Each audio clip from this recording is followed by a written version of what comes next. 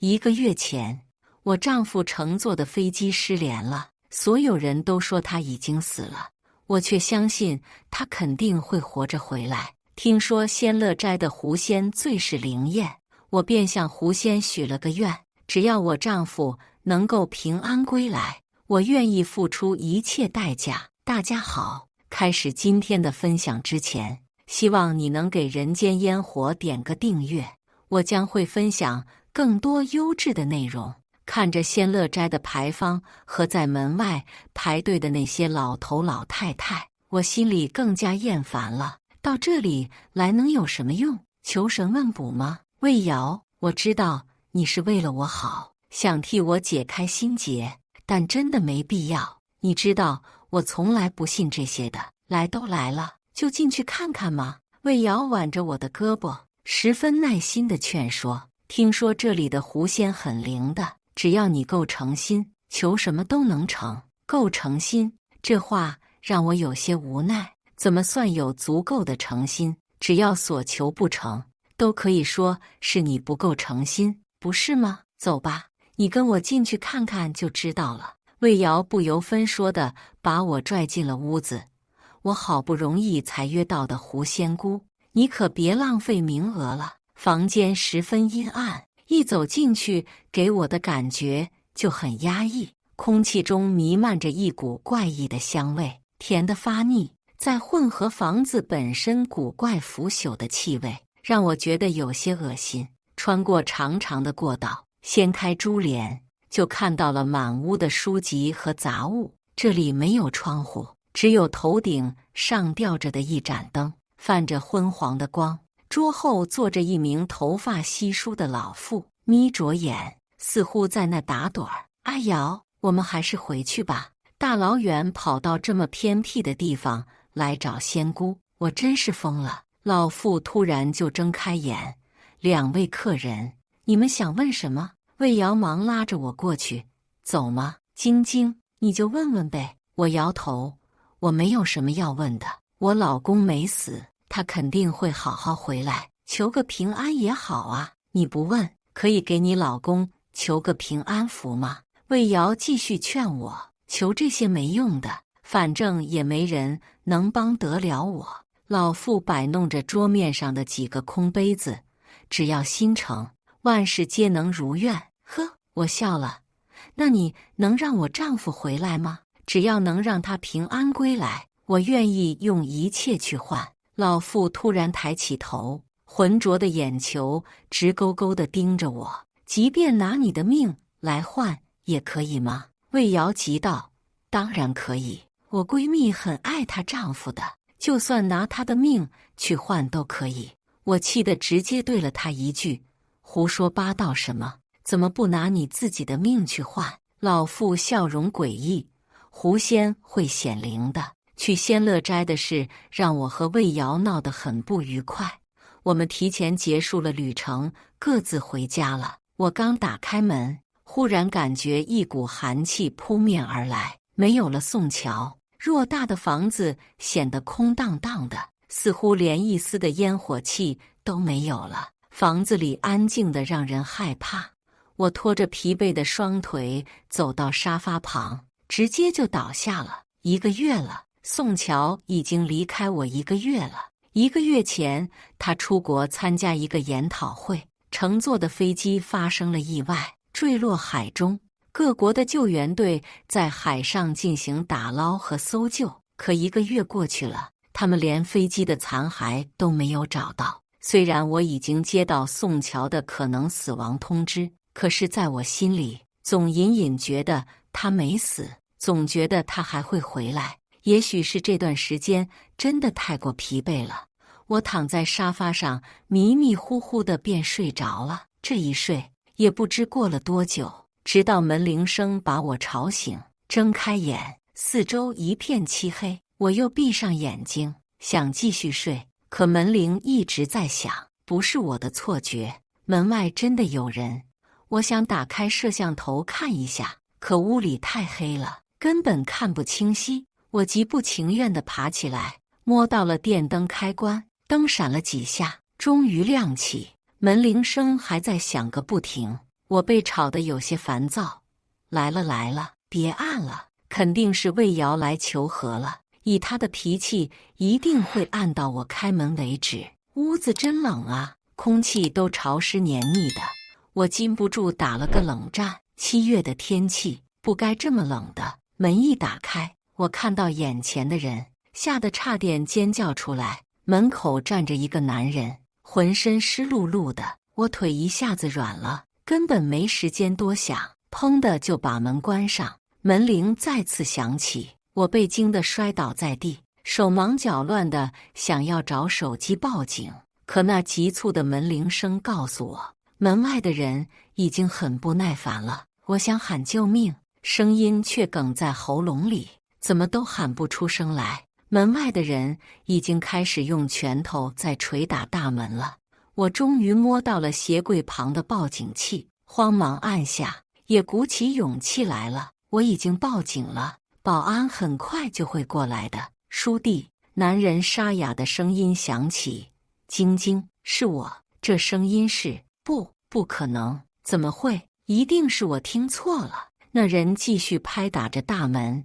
晶晶，快让我进去！一股寒意从脚底直冲脑门，这声音赫然是我的丈夫宋乔。晶晶，你怎么反锁着门，一直不让我进去啊？你不想我吗？我双手捂着嘴，浑身直发颤，根本不知道是因为恐惧还是因为其他。没多久，门外传来了一阵吵杂声，是保安过来查看情况了。看到我屋子外的人，他们也惊着了，在那儿大声吆喝：什么人在那干嘛？再不走，我们可要报警了啊！宋先生，怎么是你？咦，真的是宋先生。宋太太，没事，是宋先生，快开门吧，是宋先生回来了。宋乔他回来了，如果不是他就活生生站在我的面前，如果不是我亲眼所见，我根本不敢相信他竟然还活着。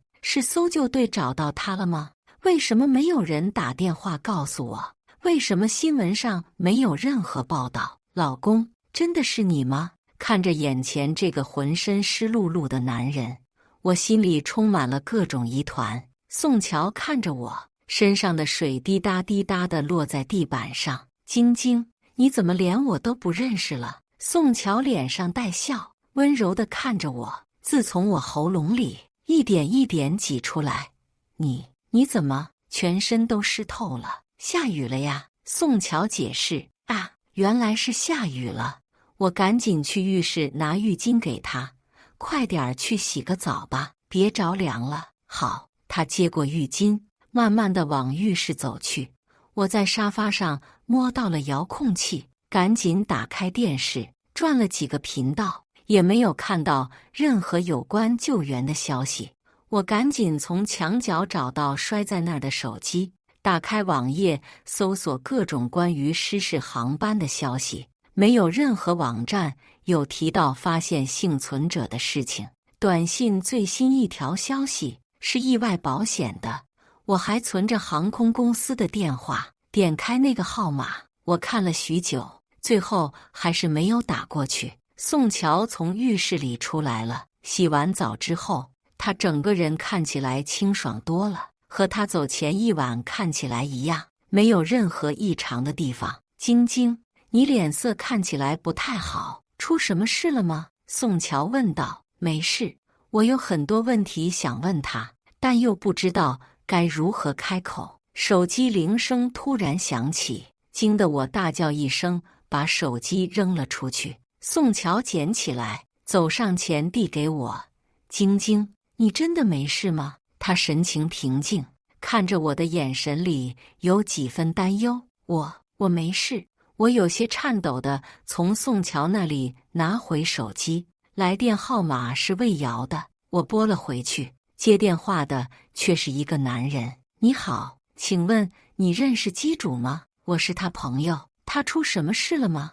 你朋友发生了严重的交通事故，现在正在医院接受手术。他手机里只有你一个号码，麻烦你通知一下他的家人好吗？魏瑶的车是撞破围栏，冲下大桥，掉进了河里。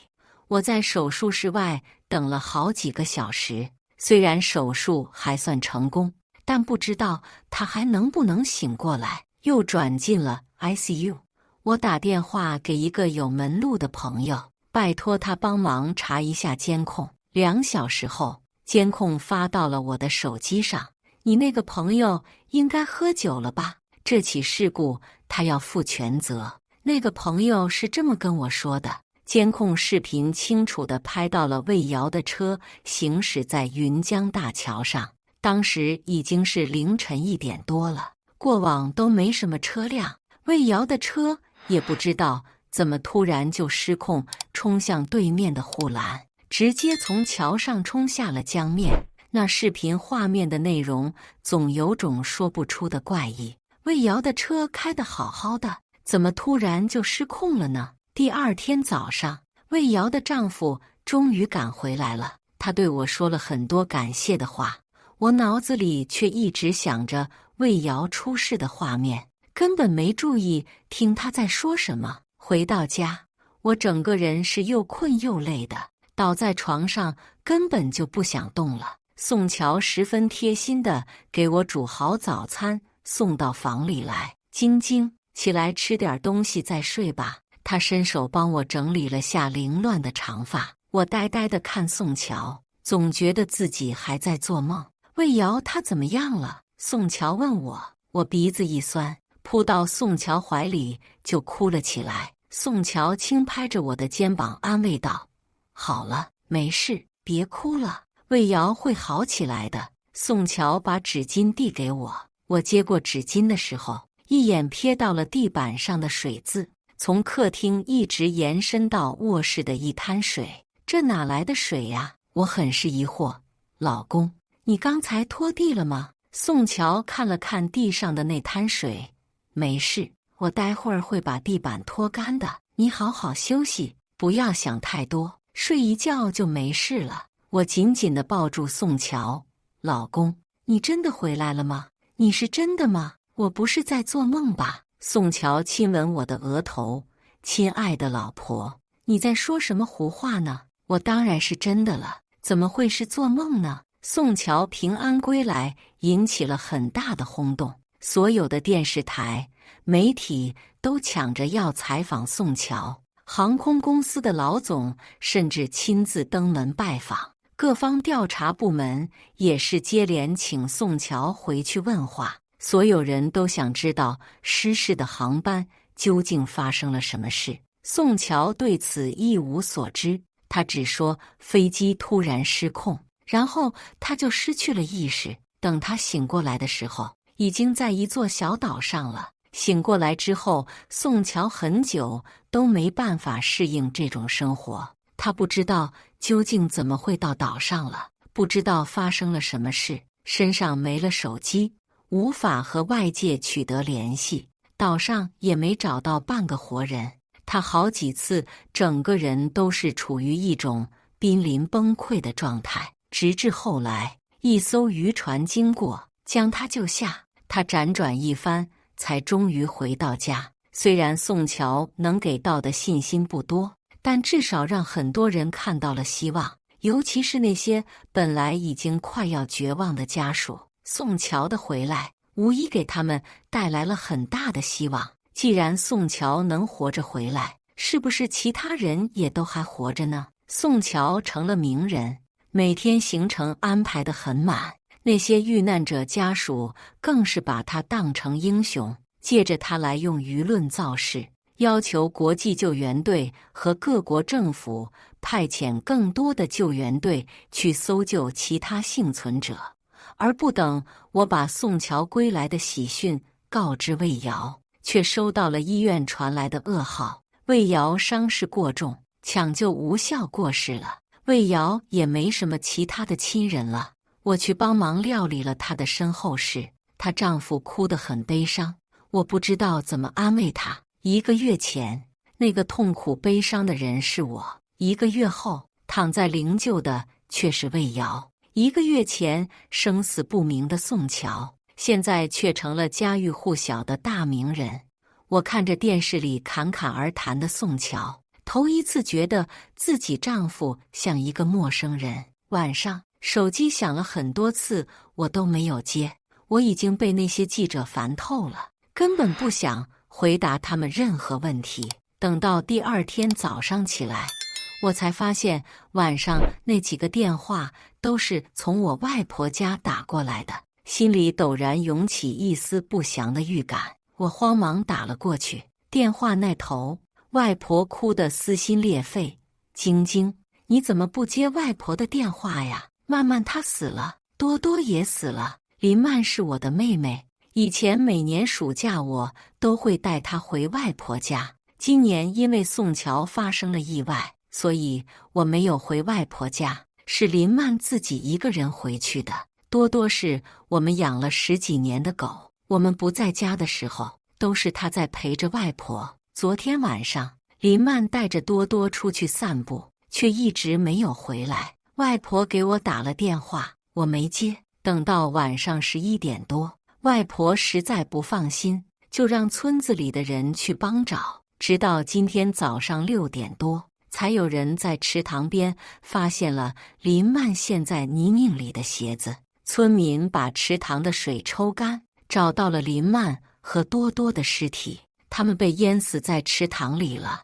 我胸口疼得喘不过气来，先是魏瑶，接着又是曼曼和多多。为什么会这样？而不知道为什么，我竟会觉得这件事还没有结束，心里的悲痛遏制不住。再想到外婆一大把年纪了，还要受这样的打击，我真怕她会承受不住。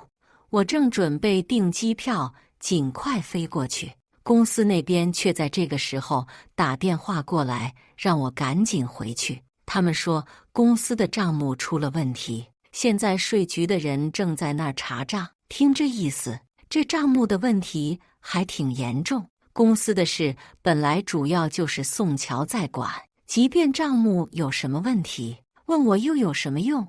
我家里有事得尽快回去一趟，让税局的人直接联系宋先生吧。慌乱间，我脚下一滑，重重摔倒在地，地板上也不知道什么时候有一大滩水在那儿，最近也不知道怎么回事，地板老是湿漉漉的，就算拖干净了没多久，又是几滩水的。我真怀疑是不是水管爆了，看来真得让物业找人来看看了。但现在我赶着要回去，也没心情管这些事了。我打开衣柜，想要找几件换洗的衣服，随手一抓，手里摸到了什么，又湿又冷，还滑滑腻腻的。我惊叫着缩回了手，这才发现衣柜里的衣服全都是湿的，还在滴水。那水滴到柜子上，又慢慢地流到了地面。我以为是天花板漏水了，可是天花板是干燥的，衣柜的上方也是干燥的，没有任何漏水的迹象，但衣柜的衣服却是湿的。我脑子里突然浮现出宋桥刚回来时的情景，当时他就这样全身湿漉漉地站在门外。一个不可思议的念头从我脑子里闪过，我抓起一件湿衣服闻了闻，有股淡淡的腥臭味。我又舔了下手上的水渍，是咸的。魏瑶、曼曼和多多接连出事，家里的怪事也是一件接着一件，而这一切都是在宋桥回来后才发生的。我脊背阵阵发凉，连手都在抖，身后传来细微的悉索声响，像是有什么东西要冒出来。我浑身僵硬的，甚至不敢回头去看。那声音越来越近，越来越近。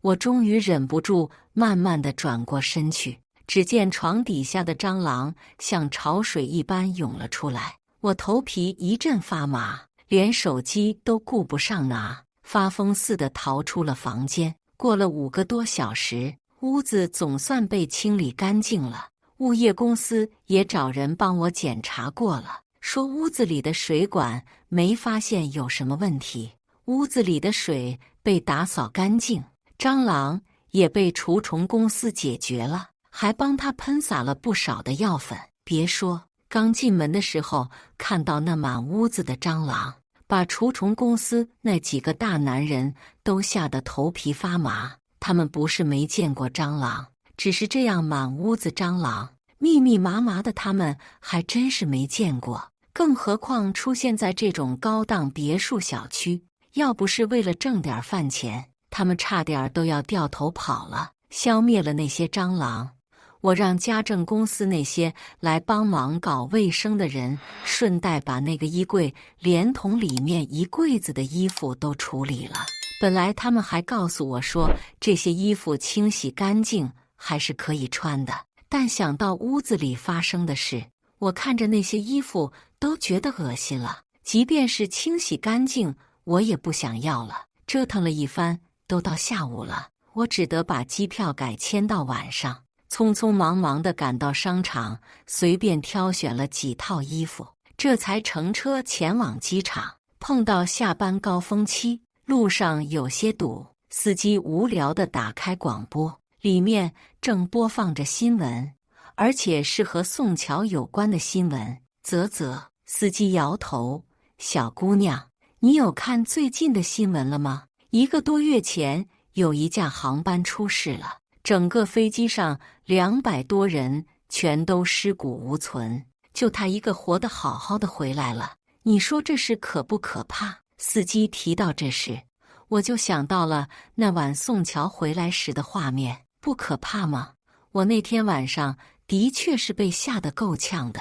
有点吧，我含糊地回答道。真不是我吓唬人啊，小姑娘，你想啊，这飞机上200多人都没找着，怎么就他一个人回来了？而且还一点事都没有，这肯定有古怪。我跟你说呀，我奶奶她以前就是个仙婆，前几天在电视上看到那个人，她看了2眼就赶紧把电视给关了。我奶奶说，这人身上有股阴气，根本不像是活人，还一直叮嘱我，要是碰到这种人，让我离远点儿，千万别靠近他。你别不信啊，以前我们村子里就有这么一个人，那个人是个打鱼的，有次出海遇到了意外，他们那一船人都没有回来，应该是不可能再回来的。可过了1个多月，那个人突然出现在了村子里。师傅，你这故事还挺吓人的。我故作轻松地笑了笑，不是吓人，是真事，我亲眼看到的，可不是唬人的。那人回来的时候，全身湿漉漉的，身上还挂了不少海草，我们村子里的人可都被吓坏了。当时他是跟我们说船出事了之后，他在海上漂了很多天，才碰到渔船把他救回来的。那个时候呢，大家都没想太多，也相信了他说的话，就只有我奶奶是被吓得不轻。她连夜做了20几道符，给我们全家人都带上了，还一再叮嘱我们，让我们不要靠近那个人。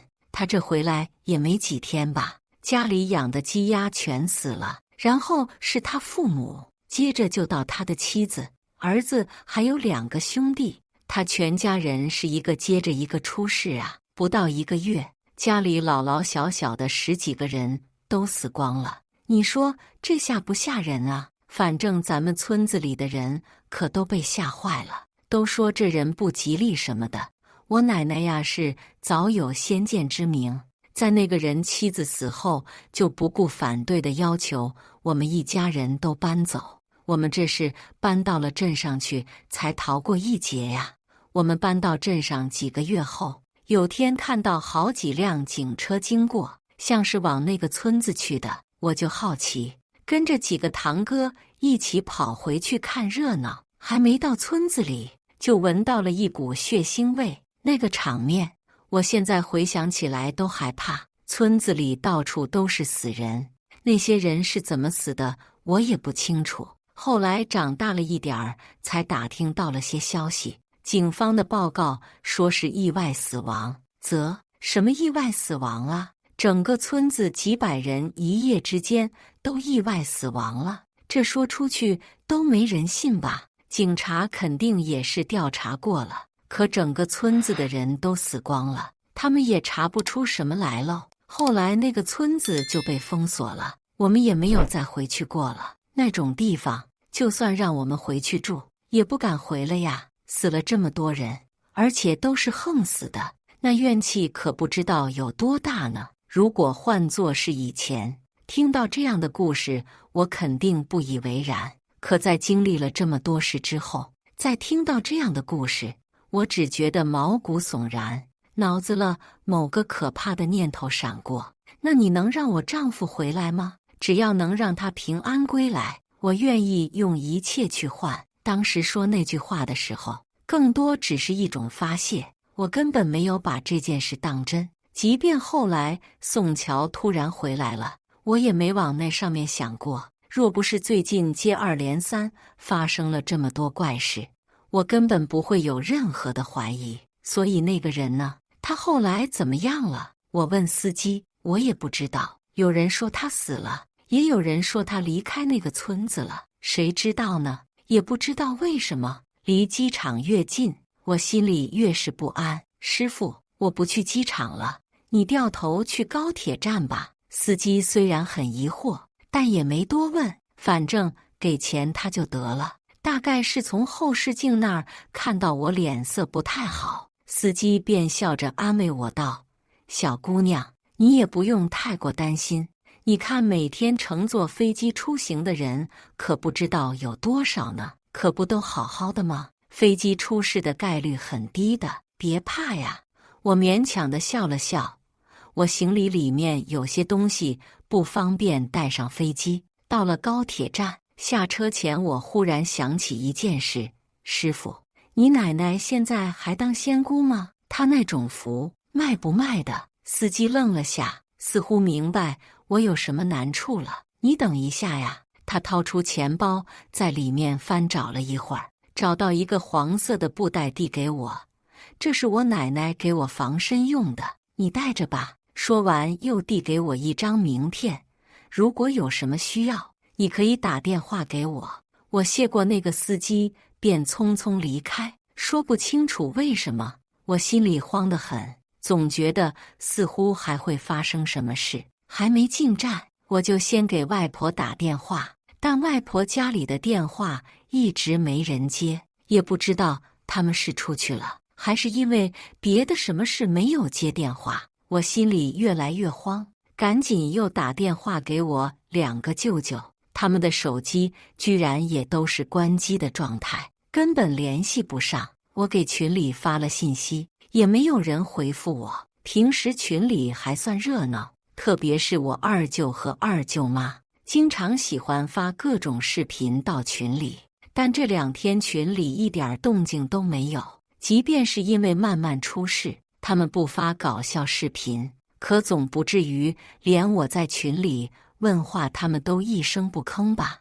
我心烦意乱的，根本没留意到脚下的台阶，直接一脚踩空，连人带着行李箱都滚了下去，手腕上戴着的镯子都摔碎了，手机也飞到了几米外。几个热心的大妈把我扶了起来，还帮我把手机和碎得4分5裂的手镯给捡了回来。哎呀，你这小姑娘，走路要小心看路呀，不能光顾着看手机呀。这么漂亮的手镯都摔碎了，这多可惜呀。怎么样，你没事吧？要不要去看医生呀？没事，谢谢。我这会儿可真是够狼狈的，虽然只是2级的台阶，可也摔得够呛的。手玉镯摔碎了，手掌和膝盖都擦伤了，行李箱的轮子摔坏了一个，手机屏幕也碎了，幸好没有影响使用。现在也没时间管这些了，赶不上这趟高铁，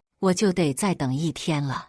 我不死心的又继续打外婆家里的电话，这一次电话终于有人接了，一个熟悉的声音传来：晶晶，你去哪儿了？怎么还没回来？听到这声音，我如坠冰窖，那是宋乔。宋乔，你怎么会在我外婆家？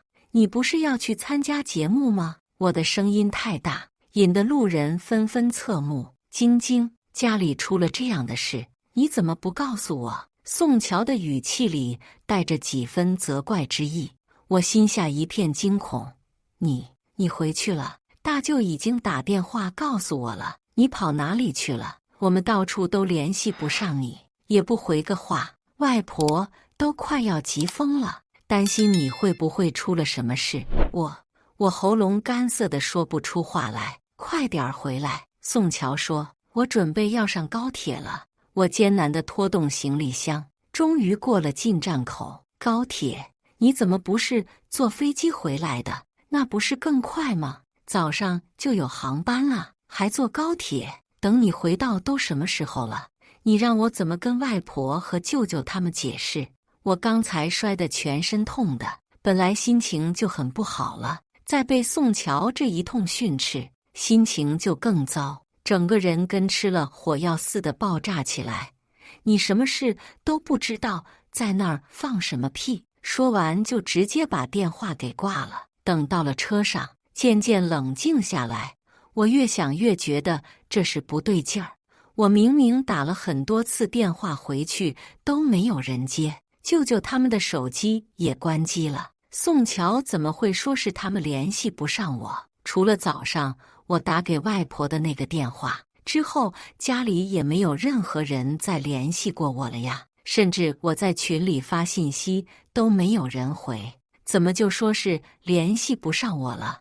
我再次尝试着联系我2个舅舅和家里其他人，依旧是联系不上。发到群里的消息也是没有任何人回应，仿佛所有人都在瞬间失联了一样。等我后悔想下车逃离的时候，已经来不及了。高铁已经发车了，外婆家在一个小城镇。高铁到那儿的时候，天刚蒙蒙亮，车站并没有什么人。我刚走出车站，就看到了在那儿等着我的宋乔，当时就有种想要掉头跑的冲动，可双腿却根本不听使唤，像是被牢牢地钉在了地上一样。宋乔快步地走过来，拽着我就走。你怎么这么慢？外婆他们可都在等你，就差你了。你胡说！我用力地想要挣脱他的手，可他力气极大，那手像钳子一样牢牢扣住我的手腕，根本挣脱不开。宋乔，你放开我！我急得大喊大叫的。你再不放手，我可就要叫人了。晶晶，别闹了！宋乔面无表情地把我推上车。你再不快点儿，可就来不及了。我推开车门想下去，宋乔却把车门重重关上。你放我出去！我想逃走，却发现车门根本打不开。宋乔，你做了什么？你快放我走！宋乔已经上车了，外婆他们在等你，别任性了，跟我回去。我灵机一动，就扯了谎。宋乔，你少胡说！刚才在高铁上，我已经联系过大舅、二舅了，他们根本没有在这里。宋乔猛地转过看着我，他脸色苍白的有些吓人。他盯着我看了好几秒，冷冷地说道：外婆他们都在家等着，就差你了。公司出事了，我得尽快回去，不然公司就要破产了。他们难道没有打电话给你吗？我继续想着各种理由，就想能让宋乔放我离开。宋乔根本没有理会我，他把车开得飞快，嘴里还不住说道：快点，不然可就赶不上了。宋乔他根本就没有要放我走的意思。车子离开的市区，随后拐进了小路。宋乔丝毫没有要放缓车速的意思，我的心都快要跳出了喉咙。宋乔，你要带我去哪里？过了半个多小时，车子终于在一座破败的村落里停下了。我不知道这是什么地方，但这绝对不是我外婆家。下车！宋乔的语气十分生硬。你带我来这里做什么？我外婆家又不在这里。宋乔，你走错路了，外婆他们都在里面等你。宋乔不由分说的就把我拖下车，硬生生地拽着我往前走。那村子不知道已经荒废了多久，给人的感觉阴森森的。我大喊大叫的想要逃走，可这一切显然都是徒劳。宋乔根本没有要放我走的意思，他一直把我带到了村子里的祠堂。还没进去，我就看到了那里站了10几个人。虽然光线阴暗看不清楚，但看那熟悉的身影，我已经猜到了祠堂里的是什么人，是我的外婆，还有2个舅舅以及他们的家人，他们全都在这儿。可为什么他们给我的感觉这么的陌生？听到脚步声，10几个人都齐刷刷地回过头，直勾勾地盯着我，那诡异的眼神令人毛骨悚然。宋乔拉着我的手，温柔地笑着：“走吧，都等着你呢。”这下人齐了。不，我下意识地后退了2步。宋乔紧紧地抓着我的手：“晶晶，已经到家了，你还要去哪里？”他语气温柔，眼前却冷冰冰的。外婆朝我伸出了手：“晶晶，快回来，都在等你呢。”我舅舅他们也都同时朝我伸出了手：“晶晶，快回来，快点儿走吧，外婆他们可都等急了。”宋乔说，而那10几个人也都朝着我慢慢走过来：“晶晶，快回来！”脑袋里一个声音在疯狂地提醒我，不能去，千万不能过去。等一下！我大喊着制止了宋乔：“老公，我有个礼物要送给你的。”礼物？宋乔停下了脚步。我从钱包里翻出了那个有奇怪符文的黄色袋子。宋乔一看到我手里的拿着的这个袋子，当场松开手，惨叫起来。我抢过了宋乔手里的车钥匙，掉头朝着村外狂奔，身后的10几个人追了上来。我上了车就猛踩油门地往前冲，根本不敢回头看。直到上了高速，我的脚都还在抖，一路狂奔了1个多小时，直到油箱里的油都快没了，我才找了个加油站加油。加了油，开到休息区。我从车上下来的时候，双腿一软，险些跪下。回想起刚才在村子里发生的一幕，仍觉得胆颤心惊。我摸了好一会儿，才在包里找到了手机和名片，哆哆嗦嗦地给那个姓吴的司机打了过去：“吴师傅，是我。昨天我有搭你的车到高铁站，还跟你要了一个符，你还记得吗？”“小姑娘，是你呀？邀约车是吗？”“不是的，吴师傅，我遇上了一些麻烦事，能不能请你带我去见见你奶奶？我想请她帮帮我。”“哦，这样啊，那巧了，我奶奶今天正好过来，她会在我家住几天，我帮你问问看啊，要可以的话，我把地址给你，你有空就过来吧。”宋乔疯狂地打电话给我，我没敢接，最后他给我发了信息威胁我：“晶晶，外婆和舅舅他们可都想你呢，你也不想以后都见不到他们了吧？我外婆他们都在宋乔手上，可是就算我回去了，又有什么用？我救不了他们，除非是宋乔不在了，否则我们所有人都逃不过这一劫。”生怕宋乔会追上来，我根本顾不上怎么休息，连开了10几个小时的车赶回去。回到江城，我就赶紧给那个吴师傅打了电话，他住的地方就在高铁站附近。我按照他说的地址找到了那片小区，吴师傅已经在小区外面等着我了。看到我这个样子，他都吓了一跳：“小姑娘，你这怎么回事？怎么搞得这么狼狈？如果不是神经一直紧绷着，我觉得我真的随时都会晕过去。如果不是你给我的那个符，我恐怕都回不来了。”我叹了口气，昨天广播里说的那个人，他是我丈夫。吴师傅惊得目瞪口呆。吴师傅所住的这个住宅小区是待拆迁的老城区，不少屋子都已经破败不堪。穿过狭小的胡同，我们到了一座旧宅院，院子大门开着，里面正在晾晒着一些药材。我忽而觉得那些味道有点熟悉，这旧宅院让我想到了不久前去过的那个仙乐斋。“奶奶，我跟你说的那个小姑娘来了。”吴师傅推开门，屋子里一位老妇正坐在沙发上，嘴里喃喃自语：“怎么是她？”我整个人都惊愕住了。吴师傅的奶奶竟然就是我上次见到的那个狐仙姑。你是狐仙姑？我声音都变了。狐仙姑抬头看着我，这位太太，你所求的可都实现了？不，我拼命摇头，我不求了。不是，狐仙姑，我求求你，让他回去吧。狐仙姑阴恻恻地笑着，狐仙大人可是很灵验的，狐仙大人已经显灵，那你就要兑现当初的承诺。当初的承诺是什么？我上次说可以用所有的一切换宋乔平安归来，然后我的家差点要毁，公司也被查了，亲人也相继出事，他还要我兑现什么承诺？狐仙姑突然咧嘴一笑，你还欠狐仙大人一条命呢。你说的可以用自己的命来换。不是我说的。